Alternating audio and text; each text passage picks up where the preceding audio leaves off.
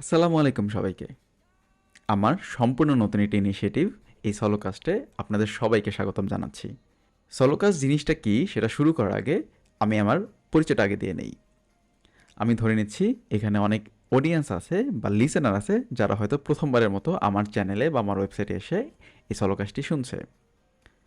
অবশ্যই এই সলোকাস্টটি আমার সম্পূর্ণ নতুন ইনিশিয়েটিভ এবং আমি আমার প্রথম এপিসোডটা আজকে রেকর্ড করছি।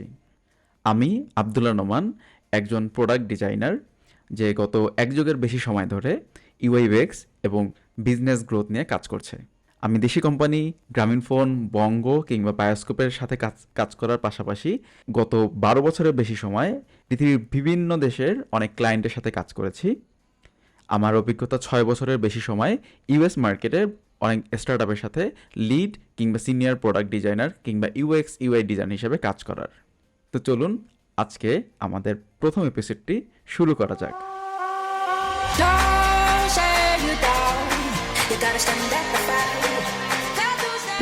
No, please, Let's Mr. have Stark, it. you don't understand. This is all I have. I'm nothing without this suit. If you're nothing without this suit, then you shouldn't have it. I am nothing without this suit. If you are nothing without this suit, then you shouldn't have it. আপনারা হয়তো বুঝতে পারছেন আজকে আমি কি নিয়ে কথা বলতে যাচ্ছি। এটা আমার একটা ইন্সপিরেশন বলতে পারেন বা ফাইন্ডিংস বলতে পারেন, যেটা আমাকে আসলে সবসময় ইন্সপায়ার করে।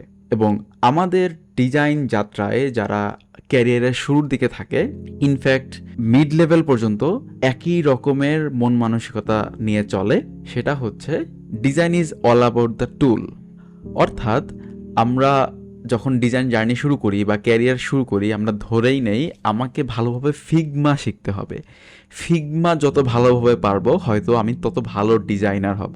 আমাকে মাঝে মধ্যেই বিভিন্ন জুনিয়র বা যারা ডিজাইনে ক্যারিয়ার করতে চাচ্ছে নক দিয়ে বলে, ভাই আমাকে একটা ফিগমা কোর্স সাজেস্ট করেন। কিংবা আমার যেসব মেন্টরশিপ প্রোগ্রামগুলোতে আছে সেখানে আমি যখন শুরুর দিকে শুরু করি, আমার সব থেকে চ্যালেঞ্জিং পার্ট থাকে তাদের গোলটাকে নতুন করে সেট করা, যে টুল শেখাটাই আসলে ডিজাইন না। চলুন এর আগে আমাদের হোমকামিংস থেকে যে ডায়লগটা আমরা শুনেছি সেটার মেটাফোরটা আগে বুঝে নেই।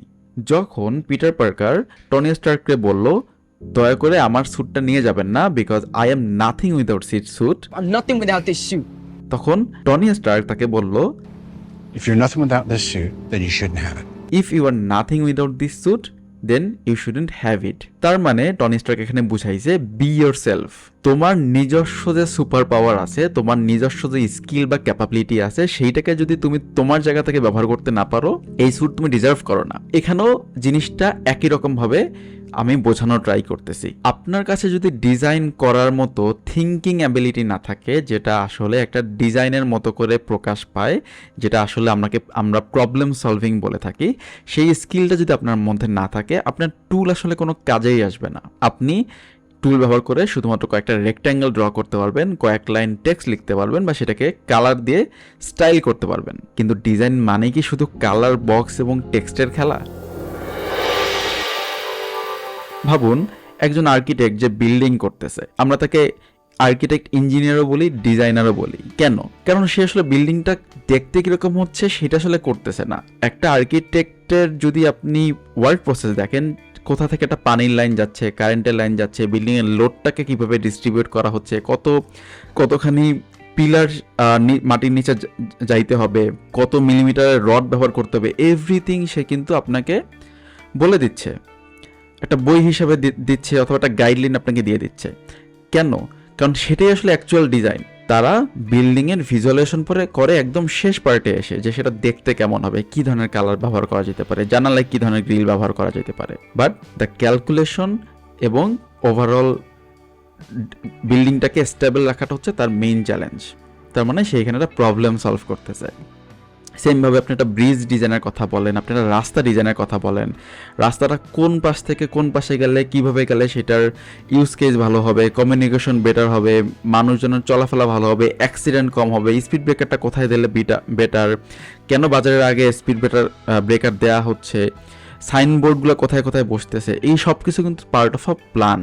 এখন ধরেন তাদের কাছে কোনো সফটওয়্যার নাই বা আদি আমলে সফটওয়্যার ছিল না, তখন কি তারা বিল্ডিং ডিজাইন করতো না? ইনফ্যাক্ট আপনারা যদি এনশিয়ান যুগের আর্কিটেকচারগুলো দেখেন, মিশরীয় পিরামিড থেকে শুরু করে অন্যান্য যেসব জিনিসপত্র আছে, তারা কি আসলে সফটওয়্যার ব্যবহার করেছিল? অথবা বেশি পুরনো যদি না যাই, আমরা যদি 1970-80 বা তার আগের বিল্ডিংগুলোকে দেখি যারা এখনো দাঁড়ায় আছে খুব সুন্দর করে, ইনফ্যাক্ট আমাদের মডার্ন স্থাপনার থেকেও কিছু কিছু জটিল স্থাপনা দেখতে পাই, তখন তো কোনো সফটওয়্যার ছিল না। তাদের কাছে যেটা ছিল সেটা হচ্ছে তাদের সফট স্কিল বা তাদের ক্যাপাবিলিটি, তারা কিভাবে ইমেজিন করতে পারতো, তারা কিভাবে ক্যালকুলেট করতে পারতো। তার মানে একজন ডিজাইনার হিসাবে আপনার টুলের থেকেও বেশি জরুরি হচ্ছে আপনি কিভাবে চিন্তা করতে পারতেছেন। আপনার যে গোলটা থাকে একটা ডিজাইনের পিছনে, আমি হয়তো এইটা দিয়ে 500 মানুষকে সুবিধা দিতে চাই, 5000 মানুষের প্রবলেম সলভ করতে চাই, তাদের লাইফ ইজি করতে চাই, বিজনেসে গ্রোথ নিয়ে আসতে চাই, একটা কোম্পানি বছরে 1000 কোটি টাকা বিক্রি করে আমি তাকে 1200 কোটি টাকায় নিয়ে যেতে চাই। এগুলোকে একটা গোল, সেই গোলগুলোকে সেট করে কিভাবে করে ইউজারের জার্নিটা অপটিমাইজ করলে একটা বেটার রেজাল্ট নিয়ে আসতে পারি, that should be your skill, that should be your main power. Then definitely tool আমাকে পুরা থিঙ্কিং প্রসেসটাকে ভিজুয়ালাইজ করতে, স্ট্রিমলাইন করতে সাহায্য করে। অতএব আমাদেরকে একটা problem solving mindset generate করতে হবে, যাতে আমরা আসলে কোনো একটা রিকোয়ারমেন্ট পাইলে সেটাকে একটা প্রবলেম স্টেটমেন্ট হিসেবে ধরে সেটার সলিউশন নিয়ে আসলে চিন্তা করতে পারি।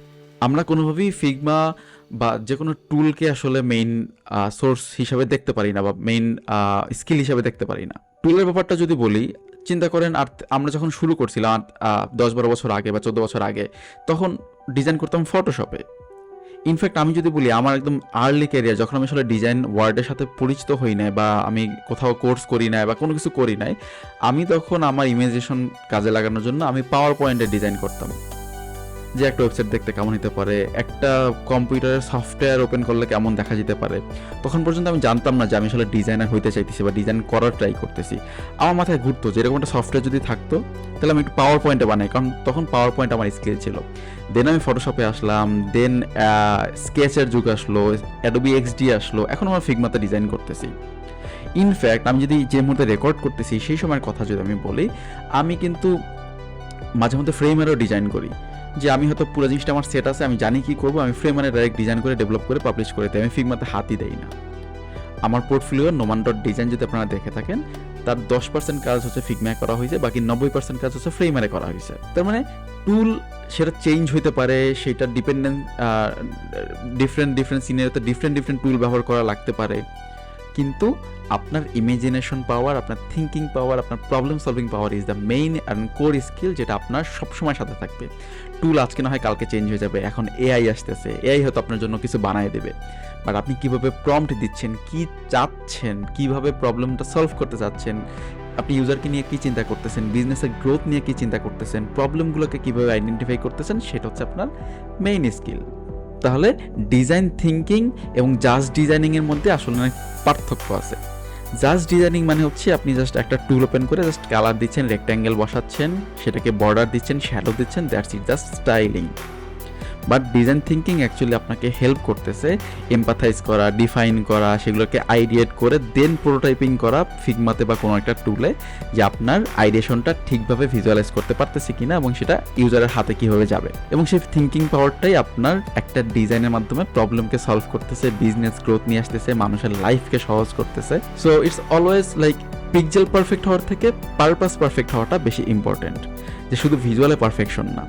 ইনফ্যাক্ট অনেক কোম্পানি আছে, আপনি বড় বড় কোম্পানি দেখবেন যাদের ভিজুয়াল ডিজাইন আসলে একদমই পারফেক্ট। আপনি অ্যামাজনের ওয়েবসাইট যান না, যেটা পৃথিবীর সব থেকে সাকসেসফুল ই কমার্স, মিলিয়ন্স অথবা বিলিয়ন্স অফ মানুষ ইউজ করতেছে, কিন্তু আপনি দেখেন ওদের ডিজাইন দেখলে আপনার মনে হবে আমি এখন এটা রিডিজাইন করে ফেলি, বাট ওর পারপাস সার্ভ করতেছে এবং খুব ভালোভাবে পারপাস সার্ভ করতেছে। সো এই সফট স্কিলগুলোই আসলে ম্যাটার করে রাদার দ্যান হার্ড স্কিল, যে আপনি সফটওয়্যার কতটুকু পারেন। যে মানুষগুলো ফটোশপে কাজ করতো তারা কিন্তু, যারা ফিগমাতে অ্যাডাপ্ট হতে পারে না, তারা হয়তো অনেকেই ঝেড়ে পড়ে গেছে, বা তারা হয়তো ইলাস্ট্রেটরে গ্রাফিক ডিজাইনার হিসেবে মুভ করছে, তারা হয়তো প্রোডাক্ট বা UX ডিজাইন হিসেবে মুভ করতে পারে নাই। তো টুলগুলো আসলে খুব একটা কাজে লাগবে না, কাজে লাগবে ওই যে ইমাজিনেশন যারা হচ্ছে ফোকাস করছে তারা। ধরেন আপনার কাছে কোনো টুল নাই, ডেভেলপারকে আপনাকে বোঝাইতে হইতেছে যে একটা সফটওয়্যার ডিজাইন করবেন, আপনি খাতা কলমে একে বলে দিচ্ছেন ভাই this is the design, this is the layout, আপনি ডিজাইন করেন। কালার আপনি ব্ল্যাক অ্যান্ড হোয়াইট দেন, উবার ব্ল্যাক অ্যান্ড হোয়াইটে ডিজাইন করে, ভাই ব্ল্যাক অ্যান্ড হোয়াইট দেন, বাট দেখেন এটাকে পারফর্ম করে কিনা। পারফর্ম করার জন্য কি কি এলিমেন্ট আপনার থাকা দরকার, সেইটা হচ্ছে আপনার বের করে নিয়ে আসতে হবে। So better than being a visual designer, it's always better to being a system thinker. Visual designer হচ্ছে পুরো থিঙ্কিং প্রসেসের 10%, যেটা ইউজারকে গিয়ে একটা ভালো ইমপ্রেশন দেয়। বাট যদি আপনার পুরো ইনফ্রাস্ট্রাকচারটা পুরোপুরি স্ট্রিমলাইন করতে না পারেন, তাহলে সেই ভিজুয়াল ডিজাইনটা আদতে কোনো লাভ রাখে না। অতএব প্রোডাক্ট ডিজাইন মানে শুধু একটা স্ক্রিন না, অথবা একটা টুলের মধ্যে কয়েকটা শেপ ডিজাইন করা না, বাট এটা একটা ইউজারের জার্নি ডিজাইন করা, পুরো একটা ইকোসিস্টেম বুঝে, এটার গোল আউটপুট বুঝে সেটা নিয়ে কাজ করা। So again, if you are nothing without a tool, you don't deserve to become a designer. So before you start with the Figma or any tool, start being a designer, like how to solve problem, how to take any problem as an statement and work to solve.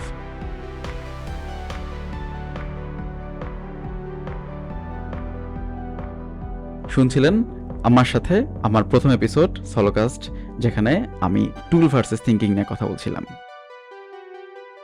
আবারও কথা হবে পরবর্তী কোনো একটা এপিসোডে, যেখানে আমি হয়তো আমার নতুন কোনো ডিজাইন ফিলোসফি বা সাইকোলজি অথবা ডিজাইন থট নিয়ে কথা বলবো। টিল দেন, সবাইকে আল্লাহ হাফেজ।